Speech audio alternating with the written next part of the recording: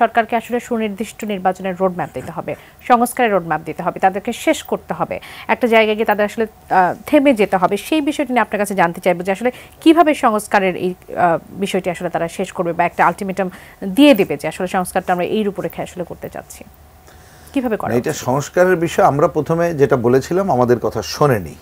আমি সেই ধারাটা যদি বলেছিলাম যে ঠিক আছে আপনি যে কটা কমিশন করছেন এই কমিশনকে যে সময় দিচ্ছেন তাদেরকে বলেন যে তারা যাতে রাজনৈতিক দলগুলো এবং অন্য শ্রেণী পেশার মানুষের সাথে কথা বলেই তারা যদি প্লেস করতো তাহলে হতো কি যে আচ্ছা আমরা কথা বলেছি, ধরে নেন কেউ বলল যে আমি 85টা মত দিয়েছি পয়েন্টে, তা বলতে পারতো যে এই 85-র মধ্যে এই 15টা মতে সমস্ত রাজনৈতিক দল ঐক্যবদ্ধ আছে, তারপরে কথার কথা এই কয়টা দল এবং এই বেশি এই আছে, তাইলে ওনাদের জন্য কিন্তু সুবিধা হতো জিনিসটাকে বাছাই করার জন্য।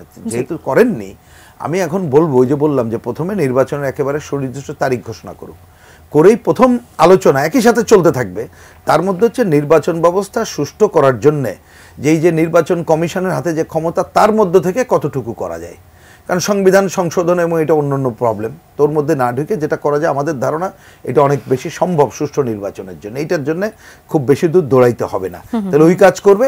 আর বাকিগুলো আলোচনা শুরু করার পর ওই যে বললাম যতটুকু ঐক্যমত্য হয় তার জন্য যতটুকু সম্ভব করবে। তার মধ্যে অগ্রাধিকার দিই আমরা জনপ্রশাসন, অগ্রগতিতে গিয়ে পুলিশ সংস্কার, অগ্রাধিকার দিই দুদকের কাজটা শুরু করা, এইগুলোই করেন। তাই না হলে কি হবে আপনি দেখেন, অন্য কথা এটা বারবার এই তথ্য উত্থাপন করতে হবে। 111-এ যেটা আমরা তথ্য জানলাম প্রায় সম্ভবত একটু তথ্য এদিক ওদিক হইতে পারে 146টি বা এরকমের অধ্যাদেশ জারি করে কাজ করা হয়েছিল। পরে সরকার ক্ষমতায় এসে মানে কি বলবো যে অর্ধশতও না 43 বা 44টা তাও তাদের মতো করেই ওইটা পাশ করেছে। তা আপনি এই যে কাজ করে তো করতে পারবেন না, তাহলে আপনাকে ছেড়ে দিতে হবে নির্বাচিত সরকার এবং পার্লামেন্টের উপরে। কিন্তু অন্যবারের থেকে এইবারের সুযোগটা বেশি আমি বলছি এই কারণে, কারণ রাজনৈতিক দলগুলো একটা গণ অভ্যুত্থানে যেমন ঐক্যমত্য ছিল, পুরো পরিবেশটা পাল্টে গেছে, সব দলের মধ্যে কিন্তু একটা রিয়েলাইজেশন আছে, জনগণের চাপ আছে। সুতরাং আপনি যদি সুনির্দিষ্ট করে দিতে পারেন যে ঐক্যমত্যের ভিত্তিতে এই কাজগুলো করলাম, আমার ধারণা যে দল ক্ষমতায় যাক তারা যদি এটা না করে, আমি করবে এই কথা না বলেই বলছি, তাহলে জনগণের চাপের মধ্য দিয়েই আমরা পজিটিভ আগাতে পারবো। জনাব শামসুজ্জামান দুদু, একই বিষয় নিয়ে আপনার কাছে জানতে চাই, আরেকটি বিষয় ছিল সেটা নিয়ে কথা বলার, আসলে সেটা হচ্ছে যে জনপ্রশাসন সংস্কার কমিশন 4 প্রদেশে বাংলাদেশকে ভাগ করার কথা বলেছে, অর্থাৎ শুরুর দিকে যে 4টি বিভাগ ছিল ঢাকা, রাজশাহী, খুলনা, বরিশাল, সেই ঢাকা, চট্টগ্রাম, রাজশাহী, খুলনা, সেই 4টি বিভাগের প্রদেশে ভাগ করলে এটি আসলে কি ধরনের বেনিফিট আসলে বয়ে নিয়ে আসবে আপনার কাছে কি মনে হয়? সিল্কোর সিল্ক অ্যান্ড শাইন, যাতে আছে আর্গান অয়েল ও ওট প্রোটিনের গুডনেস যা আপনার চুলকে রাখে হেলদি অ্যান্ড শাইনিং।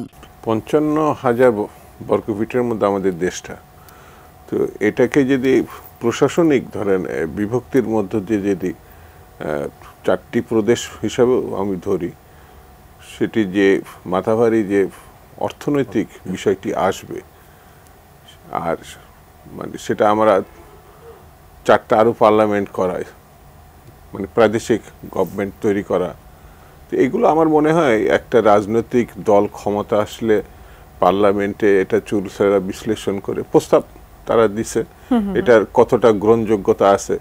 যেমন প্রশাসনিক একটা ওই যে আদালত বিভক্তকরণ করেছিল এরশাদ সাহেব, পরে দেখা গেছে যে আদালত সংশ্লিষ্ট বা আইন বিষয়ে যারা সংশ্লিষ্ট তারা পরে মনে করছিলেন যে না এটা এখন প্রয়োজন নাই, আবার সেই খুলনা ডিভিশনের হাইকোর্ট বা চট্টগ্রাম ডিভিশন হাইকোর্ট এটা কিন্তু আবার বন্ধ করে নিয়ে আনা, মানে ঢাকায় আনতে হয়েছে।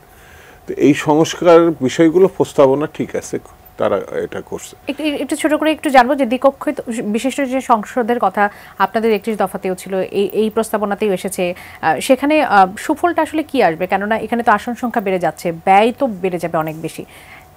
না না, এই বিষয়টা দ্বিকক্ষ মানে 31 দফা যে আমরা শুধু বিএনপি 31 দফা বিএনপি এটা কিন্তু ঠিক না, এটা কিন্তু পর্যায়ক্রমে সমস্ত রাজনৈতিক দল ব্যাপকভাবে আলোচনার ভিত্তিতে, এটা কিন্তু প্রথমে 20-30 ছিল বেগম খালেদা জিয়ার, তারপরে 27 দফা ছিল আমাদের, এটাকে বাড়তে বাড়তে সংশোধন হতে 31 দফা, কম বেশি কিন্তু এটা জাতীয় সনদ বলা যায় আমার বিবেচনায়।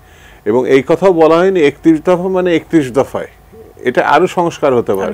তো এটা যদি নিয়ে যায় আমরা কিন্তু জবাবদিহিমূলক একটি সরকারি ব্যবস্থা তৈরি করতে হবে।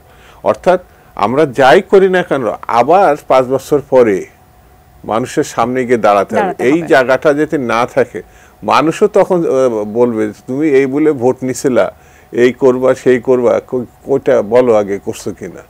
তো আজকে তাদের প্রতি আমাদের সমর্থন, এই সরকার আমাদেরই সরকার, কিন্তু তাদেরও আবার রাজনৈতিক দলগুলোর উপরে সমর্থনটা, বিশ্বাসটা, আস্থাটা থাকতে হবে। তারা যদি মনে করে সবই তারা করে যাবে, তাহলে রাজনৈতিক দলের দরকারটা কি? এই দৃষ্টিভঙ্গিটা আমার মনে হয় ঠিক না।